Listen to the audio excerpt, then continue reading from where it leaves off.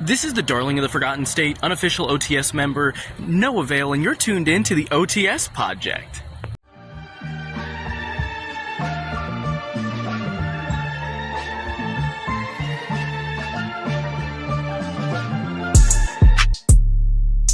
Ladies and gentlemen, we were just having a little discussion here on how Mr. Theo brought something to my attention that I've never even thought about. I'm not sure any Star Wars fan has thought about. They say, obviously, hey, we're going to talk about the Mandalorian trailer for the new movie that's coming out. That's our big discussion. Yep.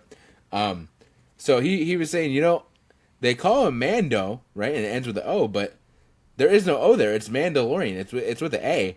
Something I never thought about. And then I also spiraled into saying it should be Manda, and then we started talking about how he could have his own show called the Amanda Show or Amanda Show.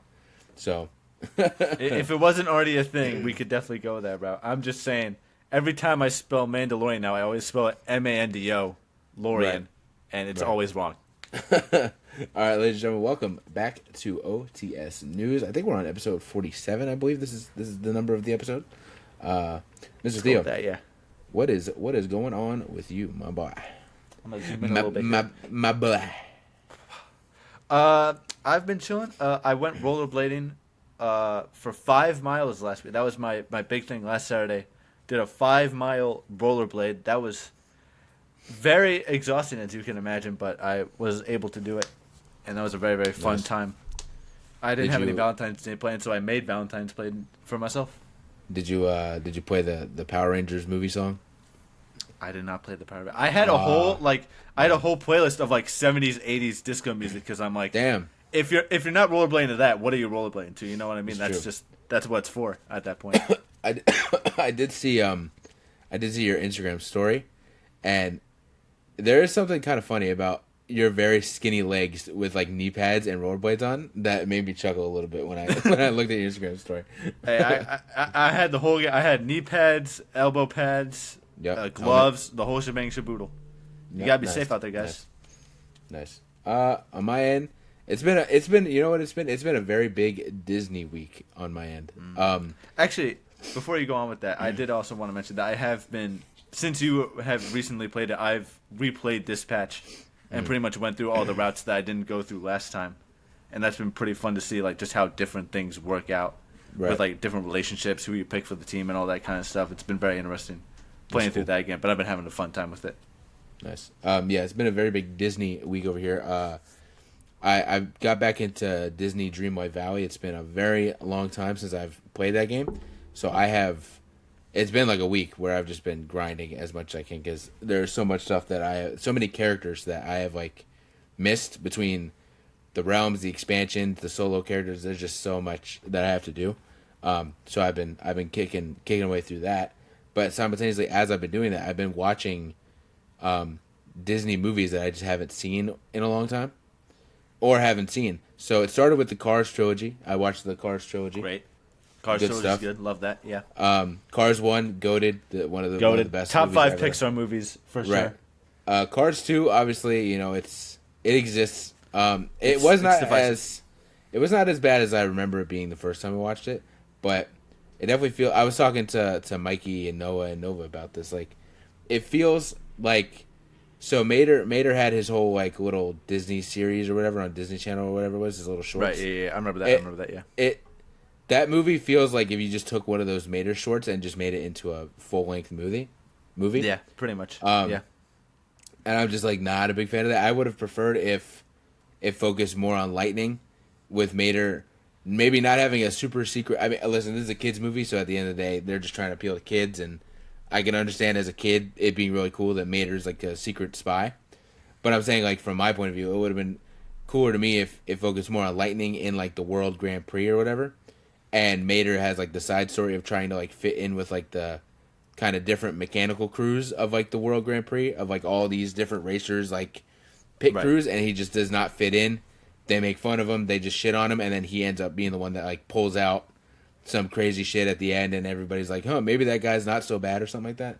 But again, it's a kids movie. I get it. I understand the whole spy thing. And Cars 3 is also great. It's not as good as the first one, but it is really, really good. It's good, yeah, for sure. Cruz Ramirez has a great arc in that movie. great moment, man. It will never not make me emotional when I hear McQueen is fading. McQueen is fading. Yeah, man. That Man. poster, bro, when that Yes. movie was first coming out, bro, that's Yes. got to be like a top 10 movie poster of all Straight time. poster of just Lightning McQueen upside down in midair, smoking. Smoke, is, rubble everywhere, sparks. It's Yeah. like, oh shit. I also So that- do love in that movie just the lineage of just like we start out him like seeing him as like the rookie racer and stuff like that, win all these championships, to now getting into the spot of where like he's pretty much taking after Doc in a sense of where now he's like Right. the head coach on Cruz Ramirez's team. Yeah. To where he's mentoring his own version of Lightning McQueen. It's Right. like a full circle sort of moment. And seeing like how much Doc. That's another one that made me emotional. Like seeing how much Doc loved him. You know what I'm saying? Yeah, yeah. Oof. It hits me now, bro. It is. It's so good. It's so good. Yeah. So I started with that, and then I rewatched Princess and the Frog because I haven't seen that in a long time. Classic. I always loved that Classic. movie. Tiana is definitely so. Mulan is my favorite Disney princess, but Tiana might be number 2 for me. She's a great Tiana's character. my number one. I love Yeah. Tiana, man. She's a great princess. So I watched that. I watched Treasure Planet, which is an underrated Ooh. banger. Underrated Ooh, banger. Classic. So good. I remember as a kid, I had like the Happy Meal toys and stuff like that. I definitely liked that movie a lot as a kid. I That just haven't seen shot it. where it's like the crescent moon and it zooms in and it's like the futuristic city and stuff like that. Yeah. Might be one of my top 5 scenes in animation history, bro. It's Yes. so good. Jim's theme, which is a song from the lead singer of like the Goo Goo Dolls, bro. Just another Yep. banger. That's a banger. And I also watched Strange Worlds, which is a more recent one that not a lot of people saw. I don't think. I think it did pretty bad at the box. I think it may have come out in like 2021, 2022. People were still not fully going to the theater and stuff like that. So I think it kind of flopped at the box office. And I had never seen it, so I was like, you know what? That's like one of the few movies I haven't seen, so let me throw it on. It wasn't bad. It's definitely not groundbreaking or anything like that, but it definitely wasn't bad. I will say the dad character in that is maybe one of the worst characters that Disney's ever made. I swear. But yeah, other than that, it was pretty decent. So yeah, I've been out on a big Disney kick this week. That's been my big thing. Nice. Hell yeah. But I'm trying to think. Is there anything else I did? I don't think so. I did make a shit ton of ribs. I did do that. On Love the smoker. ribs. Ribs are always Yes. good. Is that what you sent me the other day? The that one snap I think you sent me? Probably.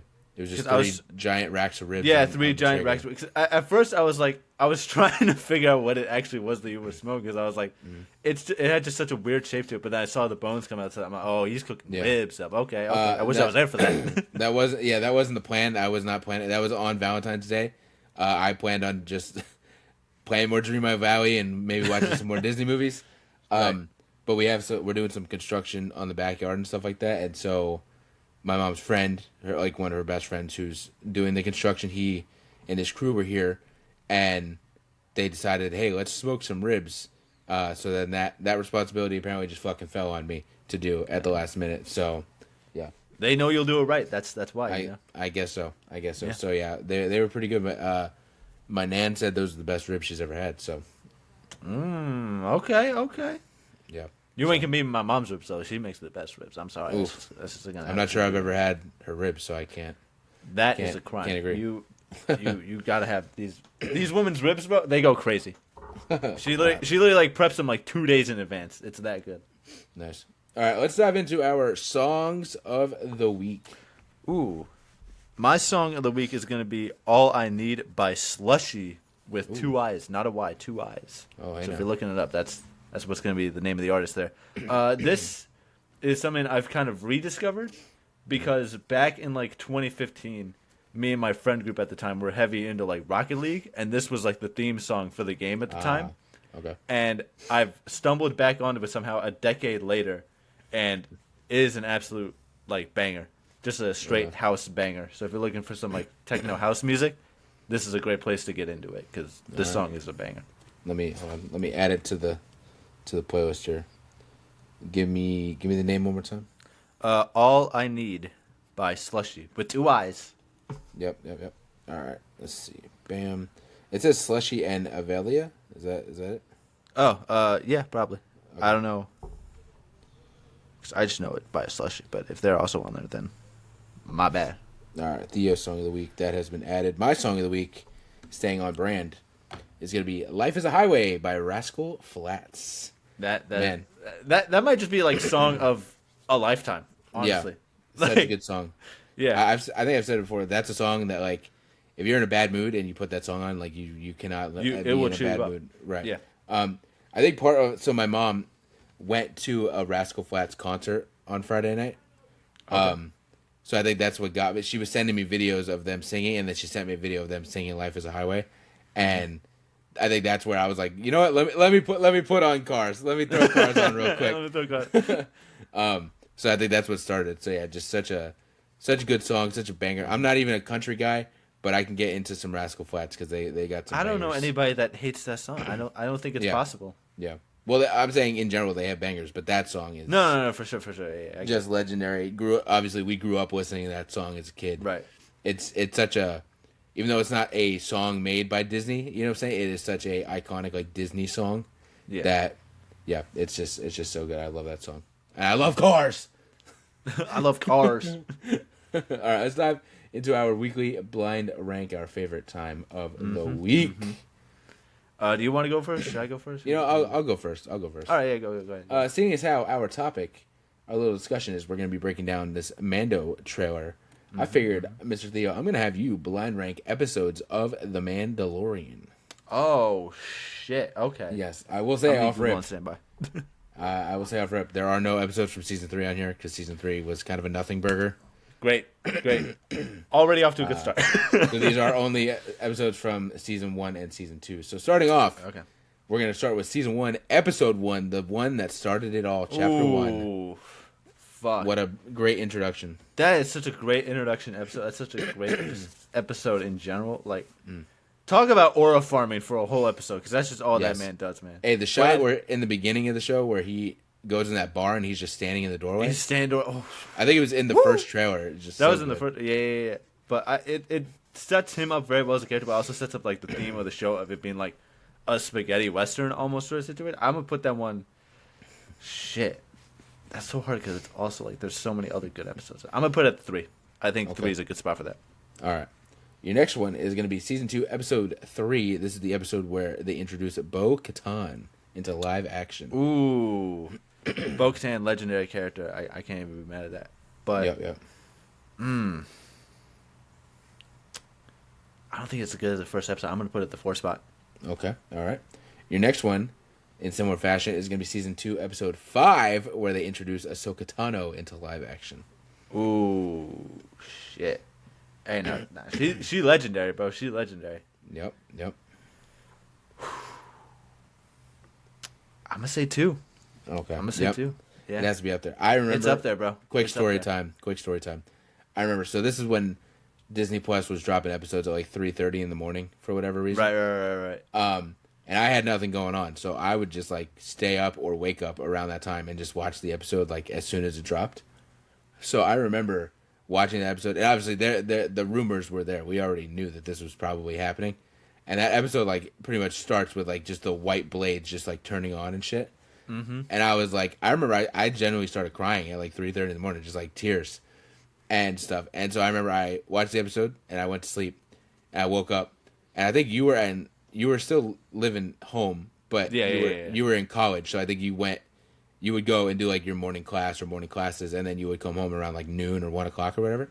Right. And so I remember I texted you. I was like, "Do not watch this episode without me." I was like, "When you get home from classes, tell me when you get home." You did that a few times. You did that a few times with this show specifically. Like, that Yes, happened multiple but that times. episode, I for sure was like, I need to be there when he sees what's about to happen. And we watched that episode, and that was a great episode, man. I already knew what happened, but we were both just losing our minds. Like, man, We were holy just losing shit. our mind. It's so good. It's just good Star Wars, man. That's just what it is. It is. All right, your next one is going to be season 1, episode 4. That is the episode where we first get introduced to Cara Dune, and they're on that planet, and he's like helping the farm, and he kind of finds the love interest. I'm putting that at 5. All right. It's not that high up for me. It's a good episode. It's a good episode, but it's not better than any of these other episodes. All right, your last one is you only have your 1 spot left. I have my 1 spot left. All right, well this is probably a good reason, because your last one is going to be season 2, episode 8, the finale, where we see Mr. Luke Skywalker come through Legendary. in literal legendary fashion.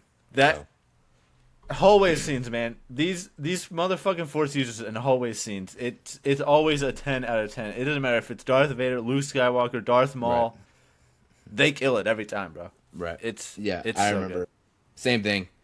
Watching that shit at like 3:30 in the morning, and I was just absolutely losing my mind. Like, is that? That was another actually one we watched fucking- together. Yeah, I was like, is that Yeah. actually fucking Luke Skywalker? Holy shit! And I remember I watched it.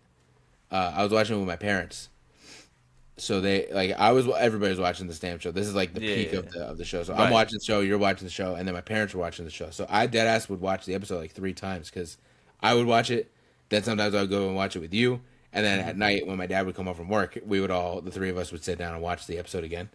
And I just remember that episode, man, like that shot, like the X-wing and everything. Yeah. And I was sitting in like the chair in their room, and I was starting again. I already knew what happened. I've seen the damn thing twice already, but I was starting to shake because I was so excited to see their reaction.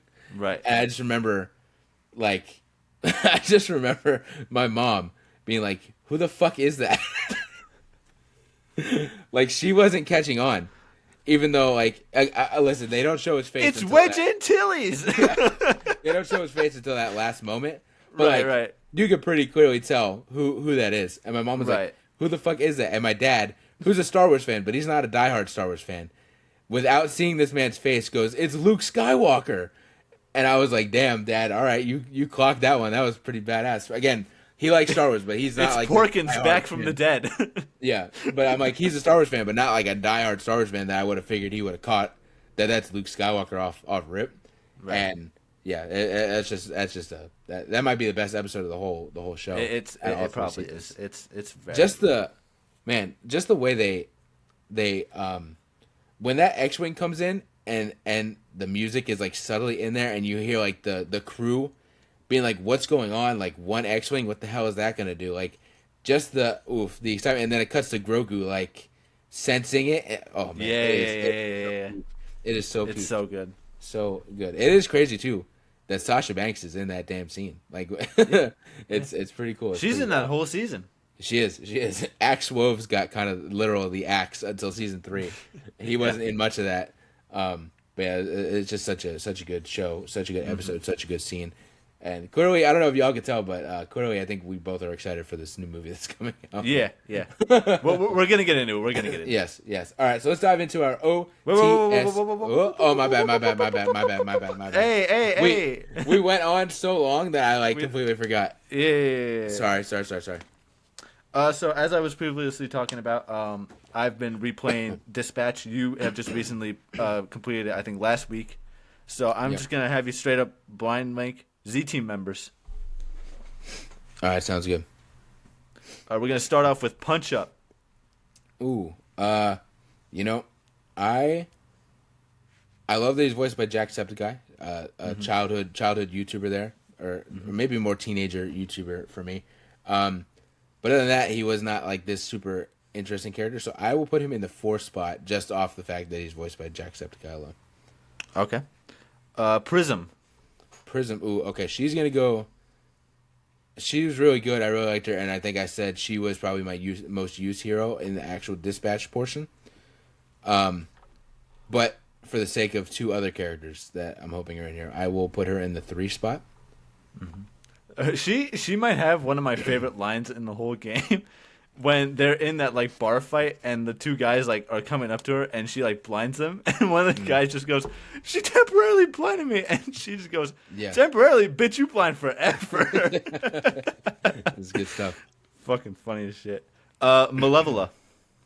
Malevolent. Ooh, you know, I'm not gonna lie. I'm not a big fan of demons or devils and things like that. I try to not let that enter my atmosphere. So she's gonna go in the 5 spot. She was a cool character, but I can't let the the demons in. You know. That's fair. That's fair. I can get it. Flambe. Ooh, okay. So what? I have 1 and 2 left. You have 1 and 2 left. All right. So real fucking asshole, real piece of work. But I do like that he does kind of come around in the end. So I'll put him in the 2 spot. I'll be okay with putting him in the 2 spot, and I'm hoping for something good here at the end. You might have looked out here. Your number 1 is gonna be Waterboy. Ooh, all right. I love me some Waterboy. He's a great character. Like I said, when Who I doesn't played love it, Waterboy, man? I picked him over whatever the Superman guy's name is. Phenomenon.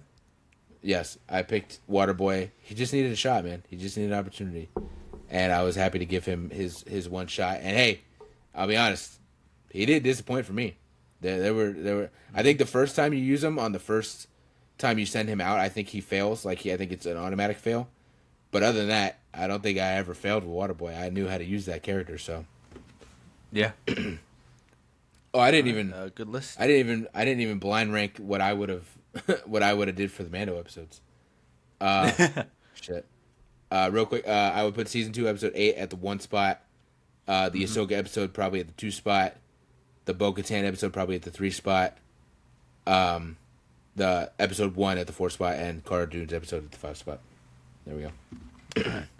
If I'm gonna blind rank Z team members here, I'm gonna put Prism at the 1. I think she's super entertaining, and she was probably my most used hero overall. Yeah, that duplication thing is just too good, bro. It's so goated. I'm gonna put Flambe at the 2. I think I've really come around it more and more and more each time I play this game. I'm gonna do Waterboy at the 3. I'll do Malevola at the 4, and then Punch Up at the 5. Okay, cool. All right, let's dive into our OTS showcase. So our OTS showcase here is going to be one Mr. Mikey Spandex, my boy, my friend, my pal, my buddy, Mr. Michael Spandex.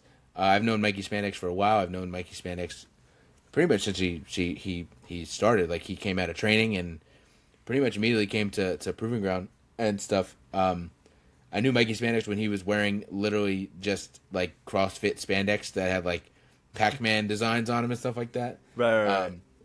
Yeah, he's always been solid. So I worked with him a bunch during like 2019 Proving Ground and stuff like that before I kind of disappeared.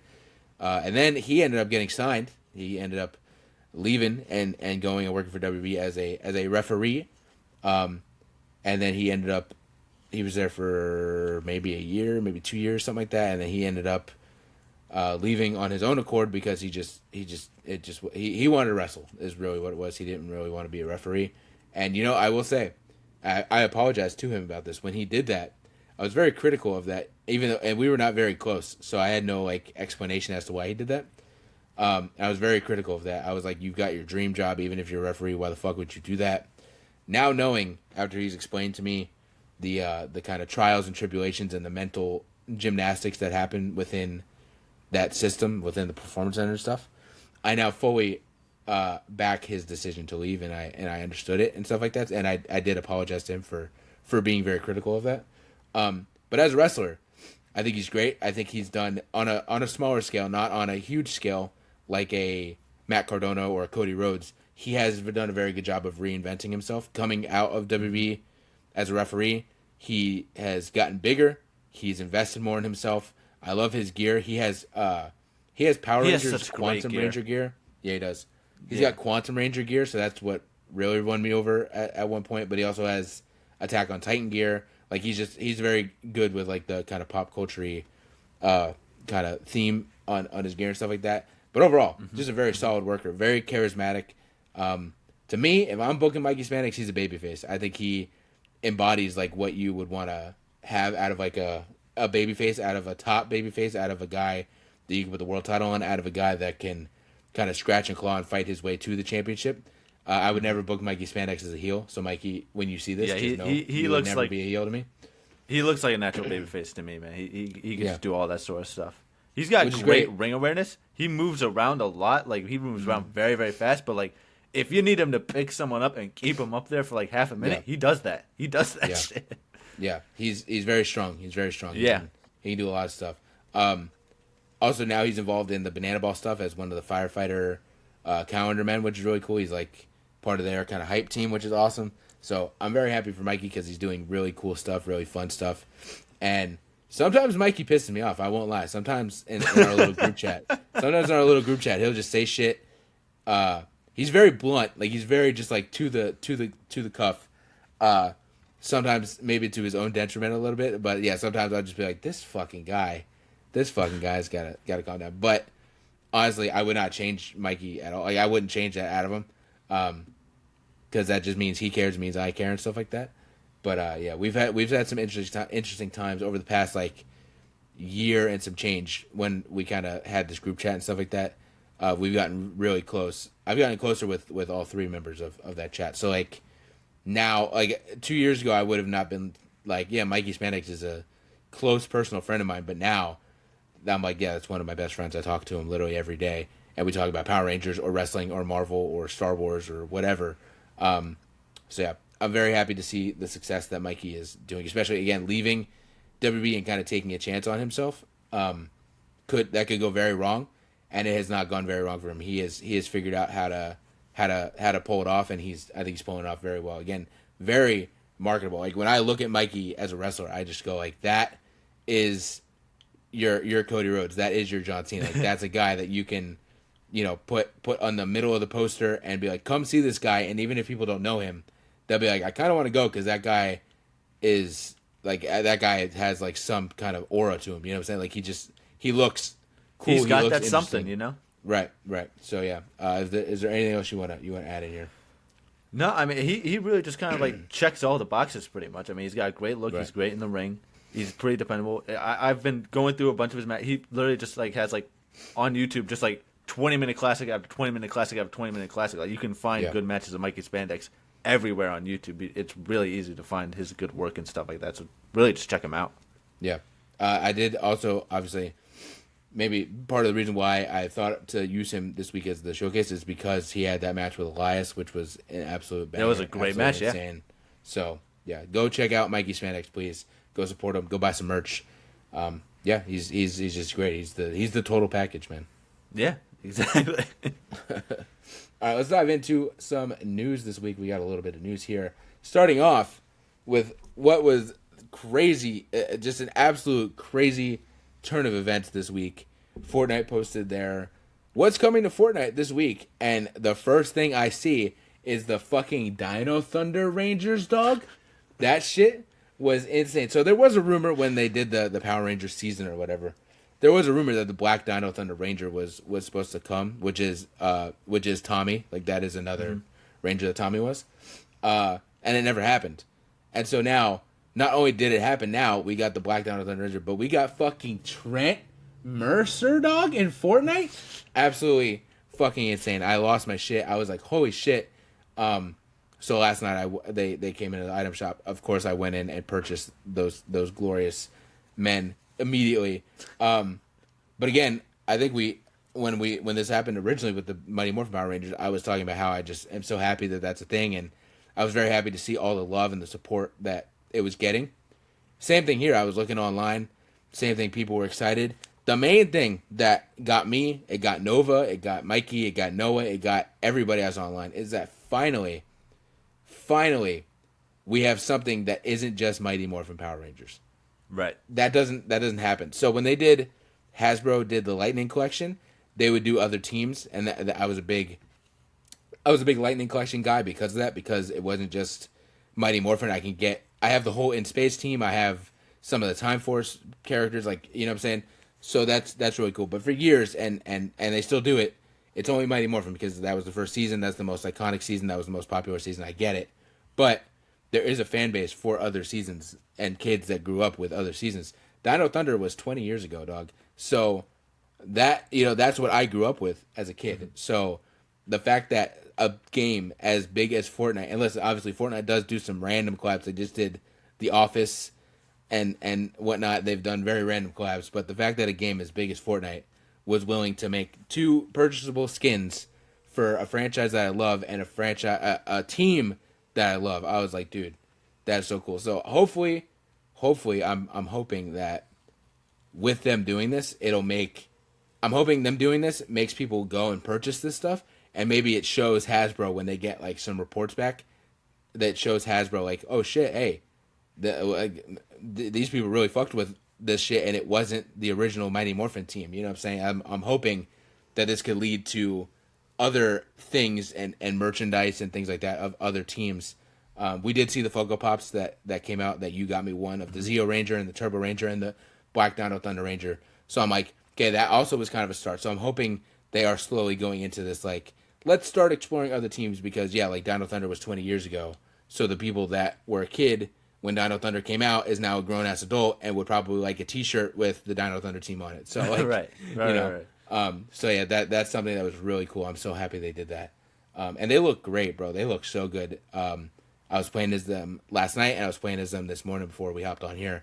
And, man, they did a great job on those models. They look so, so good. Mm-hmm. Yeah, I mean, those are, like, probably two of, like, probably, like, top 5 most, like, popular and coolest, like, Power Ranger designs. Yes. For, like, Rangers in general. Literally, like, they look so tough. Literally, here's me as Trent Mercer. So it's so tough. So tough. Yeah, it was just incredible suit designs. Mm-hmm. But, yeah. We got a little trailer here for Toy Story 5. I'm not going to lie, I kind of do want to pause and rewatch that trailer real quick because I watched it once, so just give me a second here. I don't feel like I need to watch it more than once.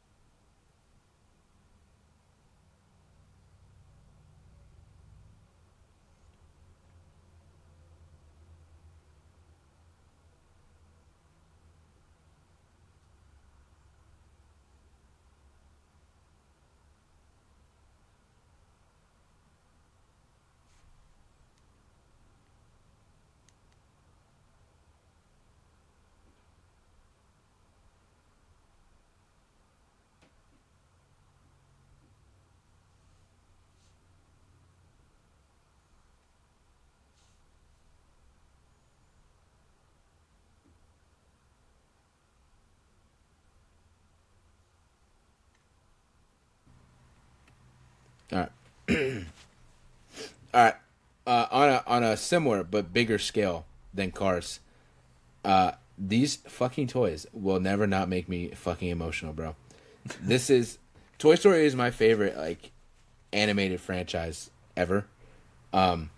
So yeah, it's one of those things we've talked about before. We talked about it with Toy Story 4. It's like, man, we don't want to see this, but we're gonna clearly go see this fucking movie. Right. You know what I'm saying? Like, we're tired of it, but we're gonna go because this is like such a crucial part of our childhood that we can't not. As a almost 30-year-old man, I don't care. I'm going to see Toy Story 5. I don't give a fuck. Yeah. So this trailer, I'm not gonna lie. It. How can I say this? It does look almost like a nothing burger, but the tech aspect is such a good idea. It is such a good fucking idea, bro. It makes so much sense. It is literally the like crux of every child today. I've seen it as a toy collector myself. I've seen it in discussions where kids do not play with toys. Once you're like past like 4 years old, these kids do not care about a single toy, bro. They only want a phone, a iPad, a video game, They only want, AirPods, the Apple Watch. That's all they want is technology. They do not want a Darth Vader action figure. They want an iPhone. So that is a big thing that people, like, in the toy world, people talk about, because it's like a lot of toy companies are pivoting into like the adult kind of collector realm with stuff, because they know that will sell. Whereas doing like a 6-inch, 4-inch, $10 toy for kids, it just sits on the shelf. It just sits and sits and sits, because these kids don't care to play with a Mandalorian toy or whatever it is. You know what I'm saying?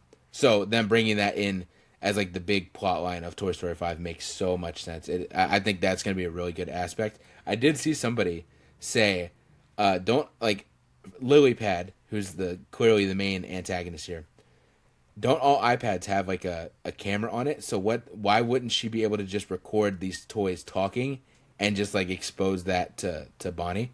That's true. You know what I'm saying? There's that clip of just like the lily pad repeating what Jesse says and stuff like that. That's Right. probably one of the aspects of this movie I'm more excited about, because it seems like a very Jesse as the main character sort of vibes, and I'm very excited for that aspect. Yes. I remember when they announced this, that was like the first thing they said was like, this is really like Jesse, like each movie is kind of like Woody and Buzz, and you know what I'm saying? This is like Jesse's time to really step up as the main character. There is the shot too of Jesse like in the air. That is a straight recreation of her and homegirl. Who the fuck was her previous owner from Toy Story 2? Oh, I don't remember her name. You know what I'm talking about. Her previous I know what owner. you're talking about. That is a straight recreation of the shot. Like that's clearly Bonnie doing that to her. But Right.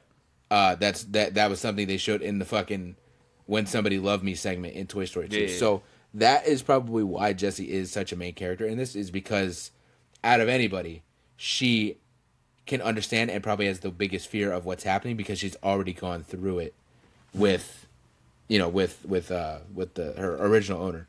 Right. So yeah, I'm excited to see it. What else?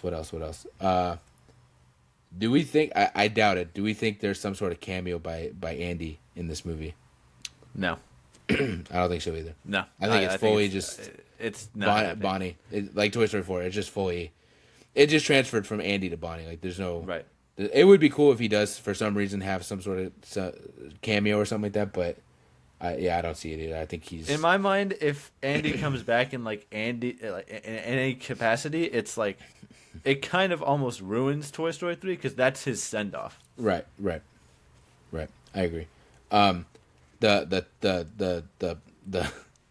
potty training toy, that's gonna be interesting to see as well. I think that character That's is voiced Conan O'Brien. by Conan Yeah, O'Brien. yeah, Yeah, yeah. so that's gonna be interesting to see. I'm excited to see it. Again, when it comes to the weight of the story, I'm not sure how much weight the story actually does hold, but the aspect of the story, I am very excited to see the technology versus toys aspect. We do have a whole army of Buzz Lightyears that they originally announced in the thing that we're probably gonna, we have no clue what that is, other than that it's a thing in the movie, that there is just like some army of 100 Buzz Lightyears that's gonna be doing something at some point. And we see Woody showing up in a poncho. Clearly, that's we need to sell some toys, so let's switch something up a little bit. And a bald but we spot. also see him with a bald spot, which I thought, I saw some people arguing it. Which again, A, it's a kids movie, but B, that makes sense. People were saying it doesn't make sense. I'm like, it does, because like that's where his hat sits. So his hat is constantly rubbing that same spot. The paint is gonna come off of the plastic. So that does make sense. I do hope that at some point in the movie they do get a brown marker and they help him out a little bit. But I did think that was a funny little gag, and it does show. It's a great way with a toy to show his age, to show that Woody and Buzz and Jesse Especially and Rex with him and all of them now are getting being old. like an outside toy with Bonnie and stuff like that. He's gonna be Right. getting like roughed around a little bit. Right. He's dealing with the elements. He's dealing with Right. dirt and mud and rain and wind and all that different stuff. It's gonna be interesting too to see, like we see, he's obviously off with Bo Peep and they're finding these lost toys, but once he shows up at Bonnie's house, I don't see Bo Peep at all. So I'm intrigued to see, is she still gonna be involved and they just didn't show her, or is it really gonna be like I gotta go do this thing, I guess I'll see you when I see you, and like we just don't see Bo Peep again for the rest of the movie. I feel like it's probably going to be that. I feel like it's going to be the latter. Which sucks because she is a pretty prominent character throughout the franchise. So, I would have. But I guess in the same sense, it's like he's got to do this thing, but the actual mission doesn't end. You know what I'm saying? So right. This is probably just going to be more of a side quest for him, and he's going to go back to Bo Peep after this is all like said and done and whatnot. Right. The walkie-talkie idea was cool, but I also wonder like, how do they like, they just never are out of range from each other? Like, you know what I'm saying? Right, Like, and also like I feel like Woody, as like this whole operation of being like an outside toy with Bo Peep, he's always on the move anywhere and everywhere. So it's like, right. How does this really work? Right, and I'm pretty sure in the last movie it ends with them staying at the carnival and like kind of hitching a ride with the carnival. Right. So the that carnival is probably going at least 100 miles away from where they were. Right, exactly. So that's why I'm like that. I don't know if that walkie-talkie adds up. I don't know if that thing, they got some military it's the greatest walkie-talkie of all time. It can go across 1,000 miles and work. I guess so, perfectly. I guess so. But yeah, I thought it was funny. But overall, we'll be seeing it. We have to go see it. I'm excited. I'm a little cautious to see because I also feel like Toy Story 4 was a bit of a nothing burger. Like that, it really all it did was split them up. That's really all it did. Other than that, like it doesn't really. There's nothing too important that I can remember that really happens other than them kind of splitting up, which was very emotional. I remember being very sad when they said goodbye and stuff like that. But yeah, I'm excited to see this and see where they go. But I do think maybe it is time to wrap it up though. Like it is time to wrap it up. We've gotten five. We've gotten five of these movies. There's like a million different short films and DVD films and all that stuff they've done. Right. I think the Toy Story franchise is I think it's okay. Or maybe it might sound crazy, y'all, but maybe after this movie, maybe reboot it in a way, maybe go in a different direction, and you can still do Toy Story, but maybe leave the Buzz and Woody and Jesse to focus on a new toy and tell a new story with that. You know what I'm saying? So right. Yeah. All right. Yo, Star Fox, bro. Let's talk about Star Fox for a second here. They dropped some sort of commercial, some sort of, I think it was like a TV spot or something for the new Super Mario Galaxy movie, which I went and saw the first movie. I thought the first movie was great. I had a good time with that movie. I thought it was really fun. It's a good movie. I'm not super versed in the Super Mario world, especially when it gets to Galaxy and stuff like that. So I have no clue what I'm walking into here when I probably go see this movie. But I will say that in this TV spot or whatever, there was a character that was off to the side that we don't fully see that looked an awful lot like Mr. Star Fox himself. Mm-hmm. So clearly he's not a Mario character, but he is a Nintendo character. And there has been rumors for a while that they are trying to lead into a Super Smash Bros. Endgame kind of level movie. So if he shows up here as a little cameo, that's a step in the right direction. Again, they're dealing with space. They're dealing with space. It makes a lot of sense. Some people were trying to say it was somebody in a spacesuit or this or that.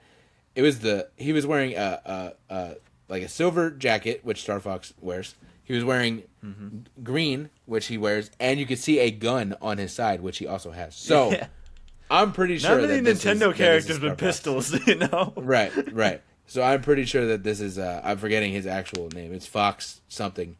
But Fox McCloud. Yes, there we go. So yeah, I'm pretty sure that this is Star Fox, and I will say, as a kid, I never really played the Star Fox games, but I did use him a lot as a Smash character. So yeah, he's dope. He was definitely one of my favorite characters. He's just got aura. So I hope we get the whole Star Fox crew because they have such great banter with each other. I would love to see that in this movie. But either way, if that is him, bro, that is really cool, and it is a step in the right direction of the Smash Bros. Movie. We know that we're getting a Link movie, a Zelda movie, so that also can be a part of that and be another step in the right direction.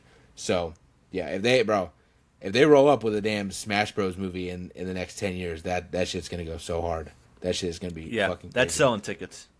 Yeah, you having to fight the giant hand at the end and shit, like that'd be awesome. That'd be dope. Yeah. We have some more news here on Miss Hanny Montani. This was rumored, but this came out of nowhere. They dropped this out of nowhere. There was a little teaser that dropped of a car rolling up with a Hannah Montana license plate and somebody that probably is Miley Cyrus getting out of it and walking on. They clearly on like a they were on like a Hollywood, lot. Right. Yeah. And then it says like Hannah Montana 20, and it said like March 14th or something like that. So we're getting a Hannah Montana 20-year kind of reunion special or something like that. I know that part of it is going to be an interview with Alex Cooper, who does the Call Her Daddy podcast. So that makes a lot of sense that they're going to interview Miley Cyrus. But I do believe that there is going to be some sort of performance that's also tied into it with her. I don't know if she's fully going to be Hannah Montana, but it's going to be her performing some songs from Hannah Montana. And listen, we grew up with Hannah Montana, so we will be watching that on Disney Plus when it drops because it's fucking Hannah Montana, dog. Like, and she's a generational star. I don't like. Right. What are we talking about here? Literally, like the show that really just blew Disney Channel the fuck up. Like it started with Raven, and Raven was a huge show, but there was no show that touched what Hannah Montana did, bro. That was a global phenomenon. The only thing close wasn't even a show, and I would say it would be High School Musical. That's the only thing that could kind of come close to like the level of kind of a phenomenon that Hannah Montana reached.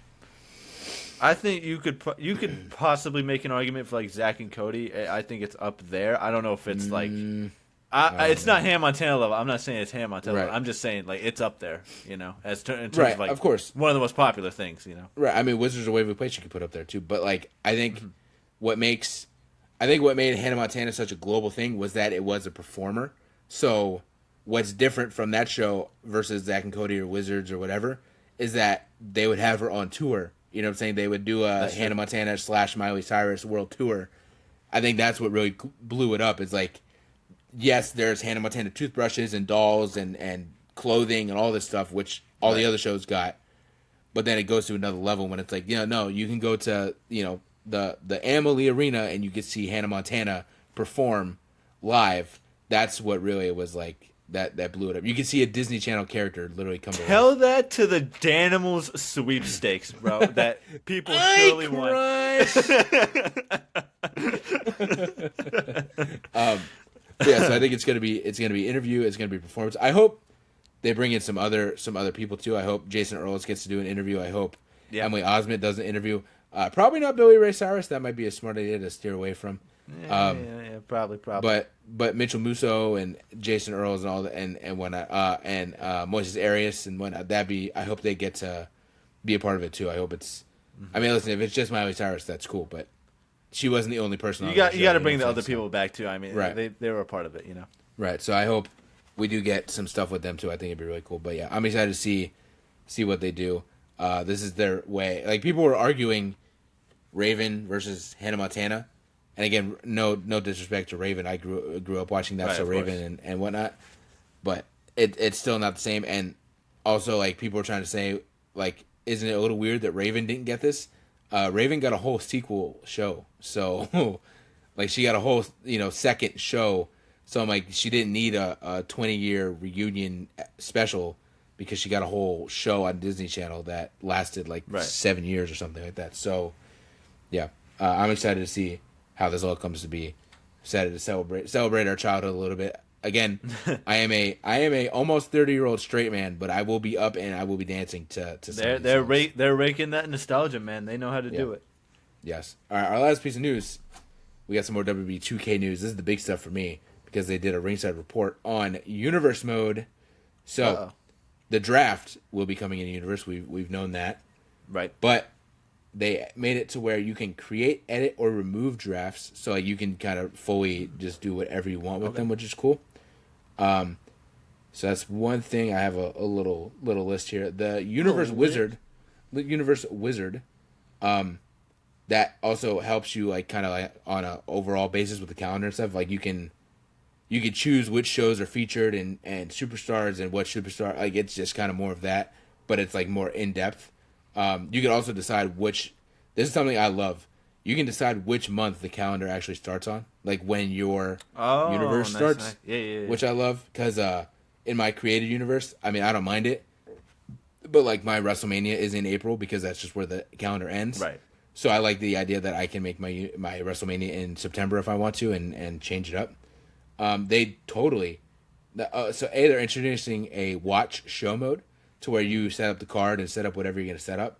And then you can just fully just watch it without having to like start the match and choose that like you could just fully like start it from there and just fully watch the show from point A to point B, which is awesome. Money in the Bank is like completely different now. They totally changed it up, which is so good because the way they had it was so weird and buggy and annoying. Now it's like one click of a button. I think this has to do with them leaving PS4 behind, like at being able to do all this stuff. Yeah, now it's like one click of a button. If like a champion is featured, like say CM Punk is your world heavyweight champion, and you're playing or watching a match that he's in, just a normal match or a title match or whatever, there is an option on the screen to pull up like a Money in the Bank little like mini thing, and then you could choose from there, cash in now, cash in after the match. So it's like not something you have to set up beforehand or set up like you had to set it up within a rivalry or whatever, like in the match. Right. It was very annoying, and I never used it. I would always just like announce beforehand and just make it like the main event of a PLE if I did it. So now the ability that I could just literally be in a random match on Raw and I could just have Drew McIntyre cash in Money in the Bank if I want to without having to set anything up. That is perfect. I'm very happy that they did that. There's also a bunch of like more promo types and stuff like that you can add. Each show now has up to 8 titles that you could put on a show, which I think before was like 6 or something like that, right, including Money in the Bank. Now you can have up to 8 with tag titles, intergender championships, and you could have 2 Money in the Bank briefcases on one show if you want, instead of just one. That'd be crazy if somebody cashes in, wins champion, and then the other person cashes in right after and cashes in. That'd be wild. The promos, you can do a self-promo. Superstars can now make announcements that affect their immediate future, such as turning into a hero or a villain, changing their division, self-imposed challenges, or even leaving the show. You can also do call-out/interruption promos that have been expanded. You can allow challengers to choose their match type or challenge for a championship, while champions have the ability to pick a show for title matches, which is really cool. Open challenges have been expanded to have more spontaneous matches, which is cool. And you can do the post-match interview, which allows the winner of a match the option to announce a division change, discuss a number one contender match, make a title match. The loser of the match can interrupt the winner's interview and either shake their hand or engage in a brawl or a stare down, which is really cool. And then in community creation, we have the body morphing, which is back. We have 200 slots instead of 100 slots. We have 2,000 images instead of 1,000, so that's also cool. Create an Arena, man, I will say, they continuously just shaft the Create an Arena. It's been literally, when was the last time they actually added something? This time, I will say, this time they did do something. They actually added the ability to have the LED barricades. Like, that is now an option to where you can do the LED barricades. But it also says here, the customization options for ring aprons and announce tables have also been increased, but it doesn't go further into what that means. Right. And also, we have the ability to hold on. There's an advanced timeline feature, so all entrances you could do fully advanced, like you used to be able to do back in the day, which is cool. You can do, it's advanced. I guess it's an advanced timeline, but you can use it for like championship entrances or Money in the Bank entrances and team entrances as well. And you can do custom entrances for 4 and 5 people stables, which is pretty big. Nice. And I think that's kind of it. But I do want to say, I don't know if we talked about this, but this is something that we do need to talk about because it's very big, especially for you, I would say. They're bringing back like the physics feature from SVR, where I did hear about this. This is awesome. Yeah, where if you put steel steps in the ring and you slam somebody on the steel steps, they land on the steel steps and react as if they landed on the steel step. They don't just like not land on it or land on it, but no, like the physics feature is back to where they actually react to getting hit with shit or getting thrown onto shit, as well as they're bringing back stackable tables too. You can stack up like 2 tables again, which is cool. It is kind of wild that we're at the point where like we have to celebrate old features coming back, but in a way I do understand. We've been having to do this for years now. This is not a new thing, right? But in a way I do kind of understand it because like that stuff was from like THQ and Ukes, and this is 2K, so like 2K has to kind of figure out how to implement these things into their game. But I will say this is the physics thing that should have been something that at least in 2K22 was added. Right. That should have been around for a long time at this point. Right. But that's kind of all the news so far. Oh, and the My Rise stuff. They talked about My Rise. There's two different branches. Like there's two. You do the men's one and the women's one. The story seems to be Paul Heyman having Braun Breaker and Jordan Grace as like his champions, and you have to try and beat them. There's the idea on your character is that it's kind of like a CM Punk thing. You've been gone from WWE for a couple years, and now you're coming back, and you get to kind of choose why were you gone? Did you just take time off? Were you in Hollywood? You know what I'm saying, like things like that. Right. And yeah, so your whole story is to try and build up to beat Braun Breaker or Jordan Grace. They do the whole thing where you go through the indies again and whatnot, which is cool. A lot of the My Rise characters they brought back, and it's still like you can unlock them, which is cool. But they also added more. It's interesting. They've added My Rise characters. Like they've made actual characters for the old protagonist characters. So like Buzz and Red and Trey and whatnot from like the old games are in there as like in actual, like they've been mentioned and stuff like that. But like they have actual models that you can unlock and like use in the game and stuff like that, which is really cool. So I'm excited to unlock them and mess with them a little bit. And yeah, so they have the whole like last year they implemented the live event feature in My Rise where that's where you unlock like certain stuff. You just do like live event matches and you unlock the My Rise characters and all that stuff, which is cool.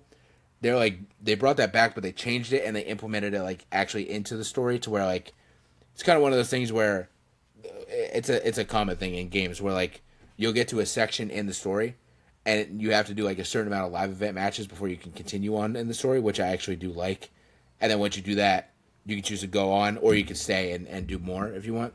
CM Punk 03 is in there with the Miseria Cantare theme song, which is fucking insane. Never would have thought 2K would have ever fucking done that in how lazy and cheap they can be at times. The fact that they paid for the licensing to get that AFI song is fucking insane. So that's gonna be one of the first things I'm doing when I launch that game, bro. I'm going into My Rise. I'm obviously gonna play My Rise probably a couple times because there's different rewards for each path and stuff like that.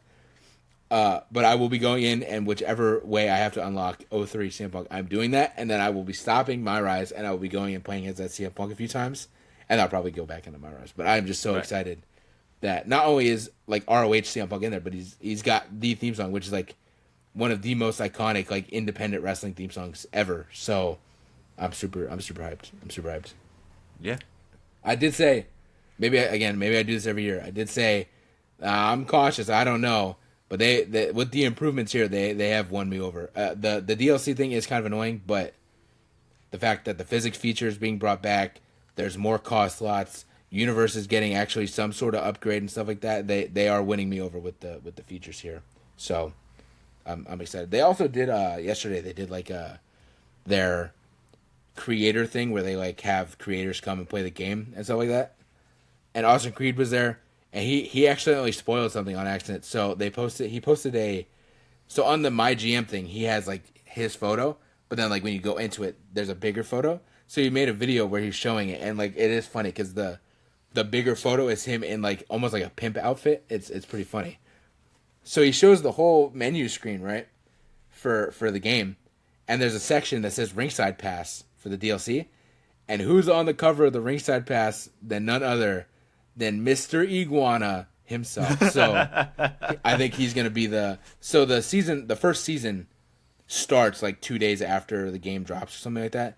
So I think he's probably gonna be the first in the first season. He's gonna be like probably the big character that you unlock. Right. So I'm like, that's pretty cool. We got a little confirmation that Mr. Iguana is DLC for 2K26, which makes sense. I mean, he's so over. He's huge. Yeah. Right. So, all right, it's time. So let's dive into our discussion for this week. Our Mandalorian and Grogu trailer discussion, and we just rewatched this, and I feel like I need to rewatch it again. But let's try and dive in here. We'll be good. All right, so we start off. Great shot in the beginning, a very Top Gun-esque shot of like the X-Wings with the sun in the background. So cool. It's got like the Rebel theme playing in the background and stuff like that. Yep. It's very, very cool. Very good. Very good. All right, I'm already lost. Amando goes, I think, is it Coruscant? It looks like a huge city. Some sort of city, right? Yeah, he's flying the new version 2 of the Razor Crest. Yes. That is something I am happy about. So I did like the Naboo Starfighter. I thought that was cool, but that Razor Crest, it may be just my favorite ship in Star Wars. It's it was such a good ship. Yeah. So I'm glad that they, I guess not technically brought it back, but I'm glad that they put Mando back into a Razor Crest. Because, yeah, that's such a good ship. And yeah, I like the Naboo Starfighter. That was cool, and it was very nostalgic, very cool callback to our childhood and stuff like that. But nothing compares to that Razor Crest, bro.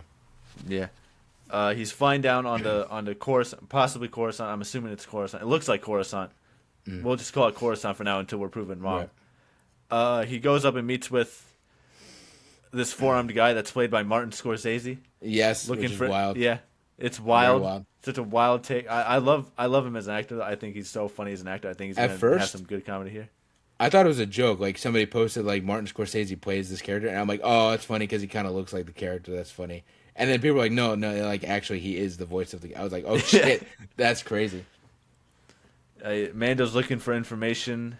Do we remember who he's looking? I think he's like for someone. I don't exactly the plot. Remember. The actual plot of this movie is we don't like. I don't know if we know the actual plot of like what Mando's mission is in this movie. Right. So he's looking for someone. He's looking for information. Right. He's trying to get out of Martin Scorsese, and I think he says it about something or someone, and Martin Scorsese is like, "Nope, we're done," and then he just closes up shop and everything. Like that. We get a good few shots of him, or pretty much who I'm assuming are just like the main antagonists of the movie, because we got like the Huttas up in there. We've got the Imperial. We got the Imperial remnant still running around. They're still doing stuff. Right.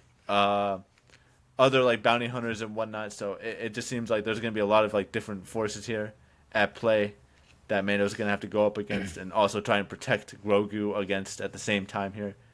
A lot of good shots of Mando just fighting everybody and anything, whether it's like Mando just being Mando, bro.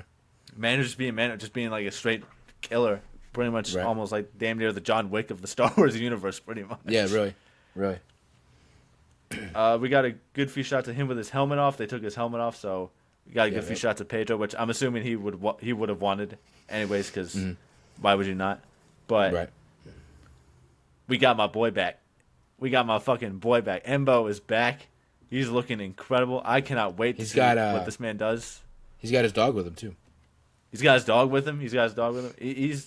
He's just so fucking cool. He's very clearly too. It looked like it was a nighttime scene, but it looked like he was approaching Mando's house on Navarro.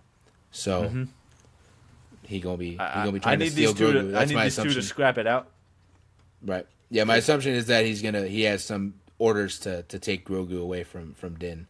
Because other than that, either that or he's just had to kill Din. But I feel like it makes more sense for him to try and take the kid for. Right. The Empire or whatever. This kid's too popular, man. Everybody's going to be trying to take this kid, man, all the time. Right. They act like they've never seen a little green guy before, you know? There's at least two other ones that you guys have seen before, bro. Come on now. Yeah. Why is this one so popular? Like, because it's cute? Who cares? Right. Right. we got some more shots of Sigourney Weaver in the movie. Yes, Sigourney Weaver. She's going to be a pretty relevant. She seems like her. She seems like she's gonna be like Mando's kind of point person. Like she's the person he goes to get the missions or get info and whatnot on what he's supposed to do. Right. He's probably gonna have to go to the New Republic to kind of help. Probably maybe get Grogu back, because maybe Embo succeeds and he does end up taking Grogu or something like that. We don't know. Right. Because there are a good few shots where he's just by himself, so maybe that has something to do with it. Maybe he's asking her to protect Grogu. Zeb's going to get involved because we do see Zeb again. So we do see Zeb. We do see that's my also boy very, Zeb. very cool. He's back. He looked a little scary. I won't lie. He looked a little scary. But it is what it is. It's okay. He's a big guy. You know, he's got that almost Wookiee strength pretty much. So yeah. He can be scary. I'm just glad I got my Ghost crew in live action. You know. Yeah. We're just missing one person. I was about to say, would he be the final person? But technically, yeah, we are missing. Unless we get a flashback, I don't see how the other person's happening. So yeah, I don't see how that's gonna be happening. I'm sorry, that sucks, but yeah, it is what it is, bro. We got everybody else. I think he was the last kind of one of the alive Ghost crew that needed. Well, technically, we did see him in the in that one episode in season 3. Yeah, he was Mando real quick. But Actually, he but may have he's been the gonna be first one probably actually more- introduced, because that came out before Ahsoka did, I think. the show or like the episode where she shows up. Because I feel like Yeah, no, I mean like that season of Mando came out before the Ahsoka show, I think. maybe, but I feel like I don't know. I don't remember. We'll I don't find. remember either. No one cares. Babada booby. Bobbity boopity. We get Yeah. a good few more shots of Mando flying around. Get a few more shots. We do get that final scene, which is good because they're obviously going to have a bit of comedy here, which I would hope so. This seems very much like a kind of like Right. a adventure kind of movie, so you would hope some comedy would be in there of him taking the food away from Grogu and him telling Grogu, "Hey, stop pressing all those buttons and whatnot." So they still kind of Right. have their back and forth comedy relationship going on.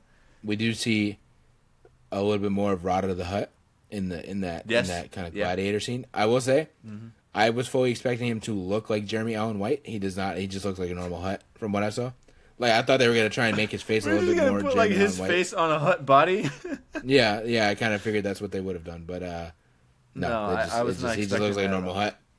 Yeah, Well, I don't think we hear his voice though, so we don't. You know what I'm saying? We don't know. I don't think so. They're saving the good stuff for when we get Right. our butts into the seats. That's what it is. Right. There is, my big like fuck no moment of this whole trailer is Mando in some sort of like cave or something, and he just comes face to face with this giant. I think it's called a snake dragon or something like that, or a dragon snake.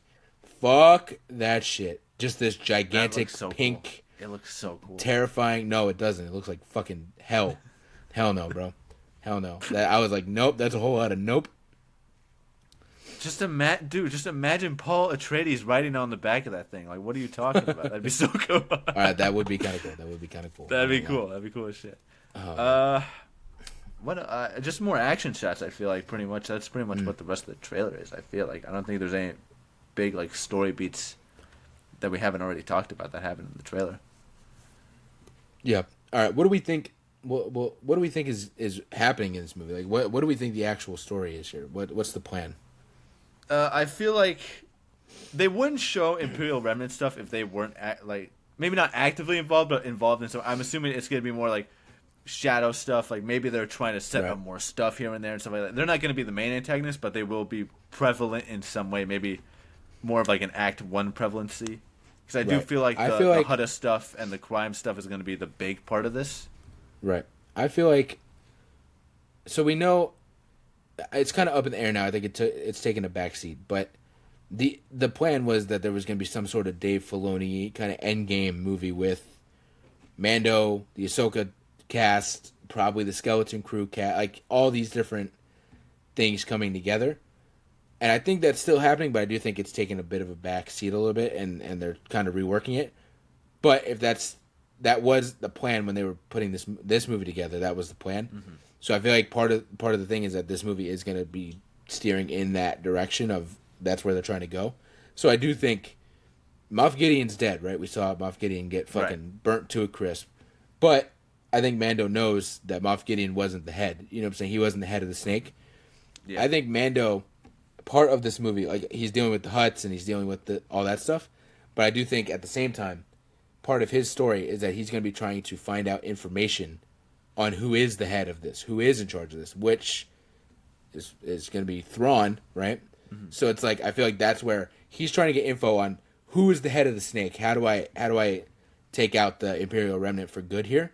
So I feel like that puts him in that direction to go literally side by side with Ahsoka, who's actively dealing with Thrawn already. So I do think that's going to be part of the movie, maybe where that's where he's asking for info and stuff like that. Is him trying to find out info on this, this leader, this mysterious leader. And while he's trying to do that, he gets a little sidetracked because Embo shows up and fucking steals Grogu, and now he's got to deal with that. The only problem I really kind of have with that is that unless they do actually kidnap Grogu again, or he's heavily working with the New Republic for some reason, I can't personally see a reason as to why he would solely involve himself so much with trying to find out who's like the head of this empire thing.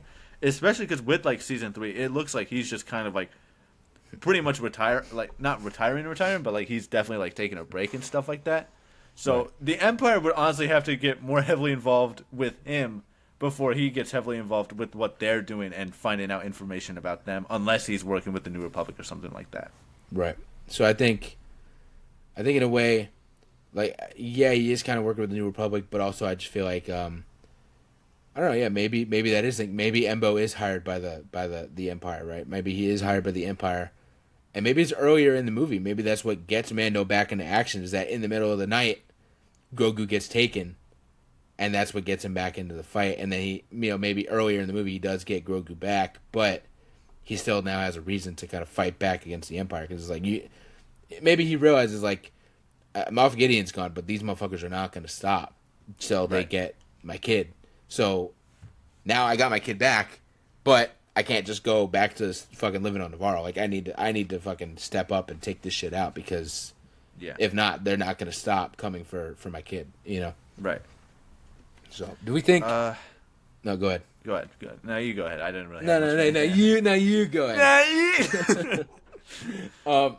Do we think that we're gonna get like an appearance by maybe one Hera Syndulla in this movie? I would hope so. I feel like, especially because like it seems like the pilots of the X-wing pilots seem to be a little more like the prevalent force of the New Republic, especially at this point. I think she's heavily involved in that, so I would assume that maybe she has like a brief cameo or something. I think Sigourney Weaver is going to be the head of like whatever X-wing squadron we're going to be seeing here and whatnot. But I would assume Hera shows up at least once or twice or something like that, in like a small scene or something.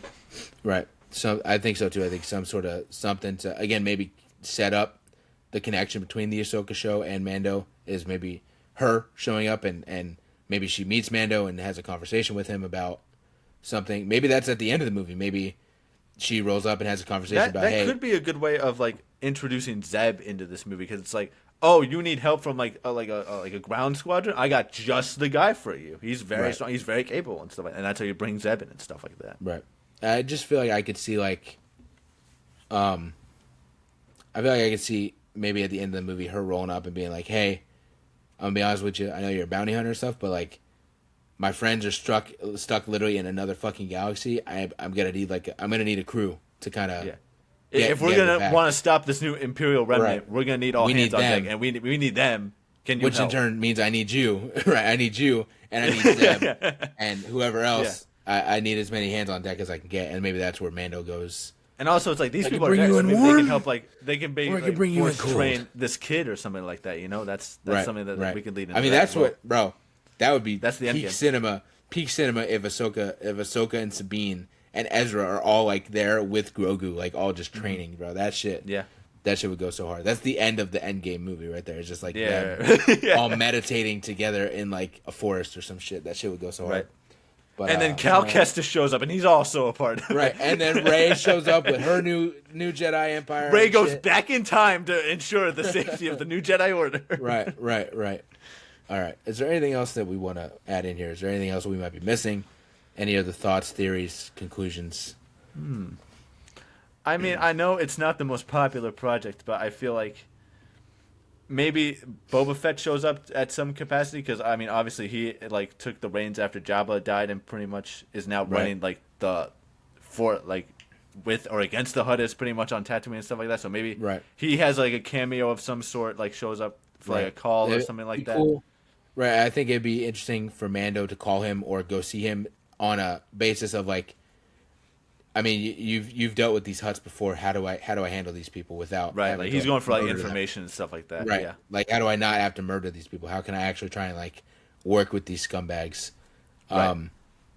Especially with Rada the Hutt. What's Rada's role in there? Obviously, again, we know he's a gladiator. I'm gonna imagine the fact that he's a gladiator. I'm gonna imagine that Mando, similar to like a Cal Kestis in Fallen Order, he gets captured and he gets thrown into like this gladiator arena kind of thing. I need Mando and Ahsoka at some point to have this back and forth about Rada the Hutt, and just being like, I had to fight this Rada guy. He was super tough, and Ahsoka's just like, Rada? I used to babysit that kid. Little stinky. I feel like Rada's role, I mean, he's like this gladiator and stuff, but I feel like his role could kind of be like, in the sense of like, he's the anti-Hut. You know what I'm saying? Like he's the That one could be it, yeah. Hut that doesn't want to be like a drug crime lord and actually wants to like be a good person or somewhat of a good person. And so like he kind of helps Mando fight against the Hutts and whatnot, and kind of becomes part of Mando's team. Mando's got to prove himself in that one-on-one though. That's the thing. That's probably what it's gonna be. Yeah. Right. He's gonna prove himself. He's gonna have Rada beat. Rada's gonna be like, "All right, you're okay with me, kid." And then, yeah, I can see that being the thing of like, he wants to be away from his family. His family are nothing but disgusting, actually disgusting, literal, just like not even human, literal pieces of shit. He wants to be like the change. You know what I'm saying? He wants to do something different. He wants to go his own way. He wants to forge his own destiny. You know what I'm saying? That could be. It would be very Star Wars of him for sure if that's the case. So I can see him teaming up with Mando. Of just like maybe he is still like connected to his family and stuff like that, but maybe he's not so much about like the like crime boss sort of like aspect of it. Maybe he is just like that pure like gladiator sort of sense, and where he just like wants to like win fights and make money that way in some sort of capacity. But maybe it's like, hey, if you're able to beat me in this fight one-on-one, I can go to my family, I can pull a few strings, we can see what we can find out about where your kid is or stuff like that. Right. No, I can see that. Trying to think, is there anything else? Do we get a Luke Skywalker cameo? I don't think we do, but nah, I don't think we do. I feel like they've pretty much kind of closed those doors pretty much on him in this, at least for now. You know, I mean, he could still show up in the future and stuff like that, but I think for right now, I don't think he's showing up in this movie. Do we get a maybe Han Solo or Princess Leia cameo?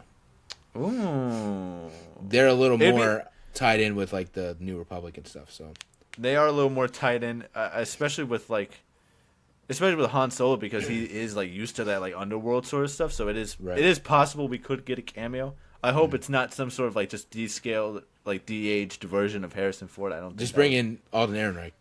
Just bring it on. Yeah, exactly. Bring him. Oh my God, if they brought him back, I would pop off in the theater, bro. I'd be losing it.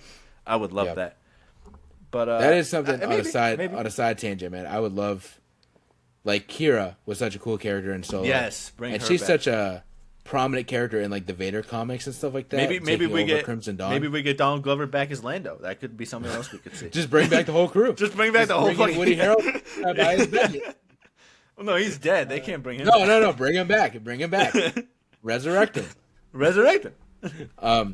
No, I would love to give see Chewie his goggles back. I mean, let's make it Solo too. Like, what are we talking about? Put a bandage on his arm. Come on. What are we doing? I want Rio Durant back. I want the one chick, Tandy Newton's character that dies in the first hour of the movie. I want her back. Right. Bring back Dryden Voss. Bring him back. Right. Oh fuck yeah, bro. He was such a cool character. Even though he's also dead. But yeah, I would love to see like Kira. I'm not even saying in this movie, just in general. Like she's such a prominent at some point in the future in the comics that I definitely need Amelia Clarke to come back into the Star Wars universe. Well, I think she especially more so now because like she's pretty much the one running that whole organization after Maul dies or goes away. There's a whole thing in the comics that I was reading in like the Vader comics where she at one point, it's so crazy too that it doesn't happen in a show or a movie because it's so like groundbreaking. She has Han in carbonite for a minute. Like before he goes to Jabba's palace, like in transit. I don't remember the whole story. I don't know if she's the one that helps get him there or if she tries to steal him or something like that. But there is a thing in the comics where like for a little while she actually has Han while he's in carbonite, and like I think her and Leia actually have like a conversation. Like Leia goes to try and bargain to get Han back, and it doesn't work. And I'm like, bro, this is like peak shit right here. Why are we not? Right, like why are we not more mainstream stuff? Right, why are we not putting that in something, bro? That's such a cool thing. When you said they put Han in like carbonite and like she had him, I was like, there's no way this motherfucker in the span of like a year or two has been put in carbonite twice. No, I think it was like in transit or he was already at Jabba's palace and Kira steals him or something like that. But yeah, it's only the one time. Do you know how much that would have to suck if you got put in carbonite twice in one life, bro? I'm just done, man. After that. But yeah, I was like, man, that's such a cool thing. We need that in an animated show, a movie, a TV show, something, because that was such a cool story. And I was like, damn it, like not to discredit comics or anything, but like we want to see it come to life. You know what I'm saying? The closest we're probably gonna honestly get to something like that is maybe like a Tales of sort of thing. Right. If they go through like the Kira route, which they absolutely should, that'd be awesome. Yes. Tales of the. I mean, they kind of did Tales on the. They already on Tales the of the Underworld. Tales Do of part the 2. Shadows or something like that. Do part 2, bro. Fuck it. Part 2, yeah. Yeah. Or if Kira makes an appearance in the Darth Maul show that is coming. Yeah. Even though it takes place before, I think they link up. For all we know, they could flash forward into wow, maybe he's narrating a story to her, and that's him telling the story of the show to Kira while he's training her or something like that. Like, it definitely, we need her back. That's all I'm saying. But to reel it back in to Mando, we got I'm off excited. unlimited. I'm excited. I think it looks great. It is funny because that first trailer came out and everybody shit on it. Everybody was like, "What the fuck is this? This looks like a filler episode of the show and all this stuff." And I think the second trailer, they very much proved everybody wrong with. Yeah. Because there's a lot of distrust going around right now of people not fucking with Dave Filoni pretty much picking up the reins here. Couldn't be me. I don't agree with at all. I don't know what you guys are talking about. I think you just gotta let this man cook. Just let him cook. Right. He's gonna do us fine. Don't worry. Right. He brought us Clone Wars. He brought us Rebels. He brought us season 1 and 2. Y'all can't be switching up after like glazing this man for over a decade, pretty much, of all the cool shit that he's been bringing us in Star Wars. It's like, that's crazy to me. I also love how, like, in these realms of fandoms and stuff, it's like nothing can ever be fucked up. Like, God forbid a human being in Dave Filoni gets something wrong or doesn't like have an absolute banger. It's like, kill him off of the set. Yeah, and it's like, guys, crazy. Human being, him and Jon Favreau are human beings. They make mistakes. Not it's every not episode of like a show is going to be a home run every single time. It can't. It It's the same thing with Marvel. Now, well, listen, I get it with Marvel too. It's like these are very large, $100 million movies. They should be good, but they're still human beings that are working on these things. Like, you gotta give some grace. But yeah, I'm excited for it. It cooked. We're getting Embo, bro. Yeah, it looks Embo, good. I'm excited. That's so cool. Yeah. We got Zeb. We got all the stuff. So the only thing that's Sigourney missing. Weaver. That's true. The only thing that's missing is the only thing that's missing is the story. We just don't know what the full story is. Yeah. But I like that. Honestly, I think that's good. Yeah. Keep the story a secret, because I feel like there's going to be some good stuff in here that we don't know about, and I'm excited to see. And that's an issue with a lot of movies where they show the trailers and they give away the whole story. Yeah. And the big cameo at the end or the post credit scene at the end, like, you know what I'm saying? They do a lot of that. So the fact that we're going to this movie and all we know is Mando's working with the New Republic, Zeb's there, Embo's there, there's some Imperials, and Martin Scorsese's in the movie. That's all we know. Yeah. So, yeah. All right. Shout out to WNRN, of course, as always, our gracious podcast hosts. We appreciate y'all, and we will see y'all next week.